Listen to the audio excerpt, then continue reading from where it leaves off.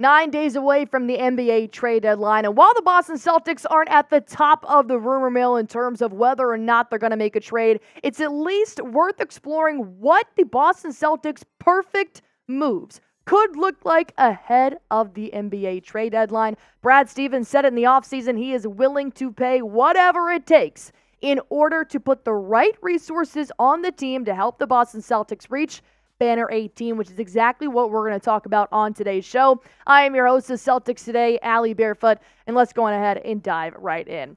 As of right now, because of the salary tax apron, we do have that Boston Celtics are really only looking at players that are making under $10 million a year. Why? Because the Boston Celtics have a pretty hefty salary load, including they have 6 starters on the Boston Celtics right now.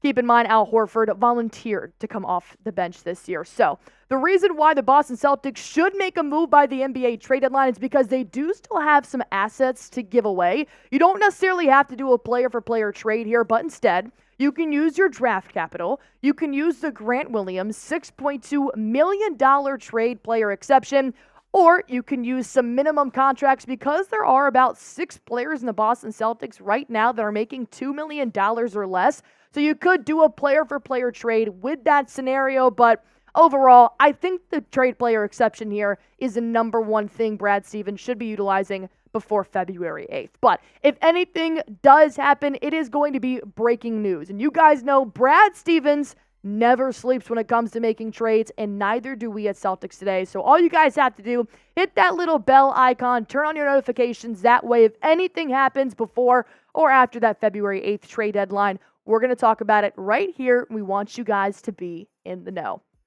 Overall, my main goal here for the Boston Celtics is adding a 7th rotational player to that roster. Joe Mazzulla has done a fantastic job with his rotations, kind of always keeping 2 starters in with a mix of some bench players, but I do still think they're missing a big player that could possibly play in between Sam Hauser and Payton Pritchard that could elevate the C's just slightly. Because if you take a look at the starting 5 here, it's electric. Possibly one of the best starting 5s in the NBA right now. And you can take a look at the bench at the bottom of your screen there. They do still have a pretty stacked bench, but they can always go up in size, and you can do a little bit more damage there with your wing depth. So overall, I love the amount of points that the starting 5 is scoring. So I do want to talk about using that $6.2 million trade player exception to beef up that bench just a little bit.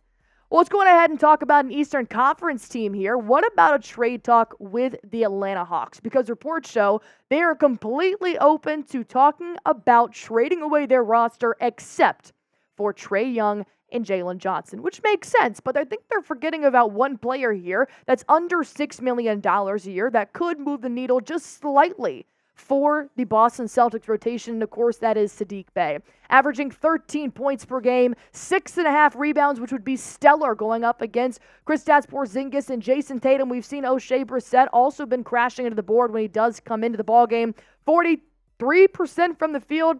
Not as good of a 3-point percentage, but hey, that's not his MO. So overall, I think Saddiq Bey could be a great addition to come in off the bench during that first TV timeout with Sam Hauser and just give the starters some rest. So here's the beautiful part of having a trade player exception is the fact that you do not have to give up a single person on this roster to be able to obtain Saddiq Bey. He would come to Boston and we'd give up that $6.2 million TPE and he'd give up a first-round pick to the Atlanta Hawks. You have to keep in mind you cannot attach a TPE along with a player, so you're going to have to give up some draft capital here. I think this trade immediately makes a difference for the Boston Celtics rotation, especially as some injuries start to come into play towards the March-April setting, and you're looking into playoff time. Because Sam Hauser is fantastic, but Payton Pritchard can be a little inconsistent, so to have another player move that needle, I absolutely love it. But that's just my opinion. The reason why we have Celtics Today is so we can hear yours. Go on ahead and type down below. Type A for accept,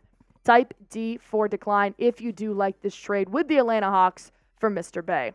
While you guys are typing that down below, let me go ahead and break down a huge sponsor here on Celtics Today and the #1 daily fantasy sports app in America.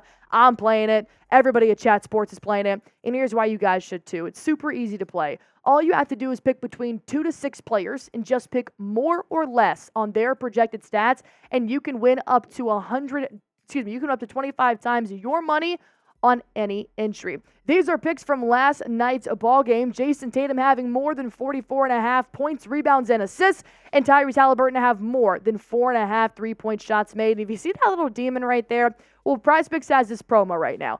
Demons and Goblins. The Demons signify a harder pick, but a higher payout. The Green Goblins signify easier pick, not as much for payout, but still just as fun. All you guys have to do is go to prizepicks.com/CLNS. Be sure to use that promo code CLNS for a first-time deposit match up to $100 and watch yourself win some real money in real time. This is nothing new here. Brad Stevens has said this time and time again. He wants to upgrade the wing depth, and personally, I agree with him. So Brad Stevens wants to add more wing depth in there, and there's really only one player with some finals experience that does kind of fit that mold right now, and you'd have to make a trade with the Western Conference team, the San Antonio Spurs. We've talked about it here on Celtics Today, and I'm really hoping this trade comes true because I love Cedi Osman. The fact that he averages 7.4 points per game, assisting nearly 2 a game, 49% from the field, and 37% from a three-point line. He definitely is a little bit more consistent than Saddiq Bey. However, Bey does put up more points a night, so some give and some take. But overall, the same thing with Saddiq Bey. What you have to give to get Cedi is a $6.2 million trade player exception, a 2024 second-round pick, and a 2027 second-round pick. So you don't have to give up a first like you would with Saddiq, but you do still have to give up that trade player exception. I think both of these players right now would definitely help the Celtics to be their 7th man coming off that bench. And I think Sam Hauser's been a great addition, so I think they could be a good duo to complement each other on the floor, especially with their pretty high three-point percentages. Overall, it looks like the Boston Celtics are headed in that direction to at least utilize that $6.2 million at some point in this season. So going ahead and drop down in the comments below, name a player under that $6.2 million mark the Celtics should trade for. Don't get crazy and give me something like Zach LaVine, who's $40 million a year. I'm looking for somebody that's not that much, but could definitely help the Celtics coming off the bench and help them win Banner 18. Overall, I think you should just wait until the buyout market.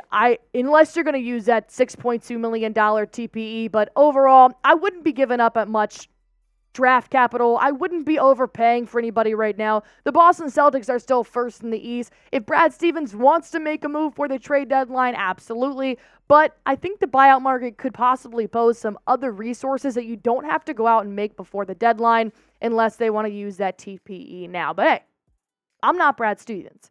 I do know the Boston Celtics have 3 things on their mind right now, and the #1 is to stay healthy. These games are fun and all. Obviously, the regular season matters, but the playoffs are what matter most, and I want Kristaps Porzingis to be healthy in that. Same with Al Horford, same with Luke Cornett, and the entire starting 5. #2, they need to use that TPE at some point this season. And #3, just explore the buyout market, see what you can find, but I know Brad Stevens is obviously smarter than me, so I'm sure he's already on it. Well, if anything does happen, if Brad Stevens decides to make a move, we're going to talk about it right here on Celtics Today. So I want you guys to be the first people in Boston to know this, which could be pretty hard, but can make it a lot easier if all you got to do is hit that little bell icon and turn on your notifications.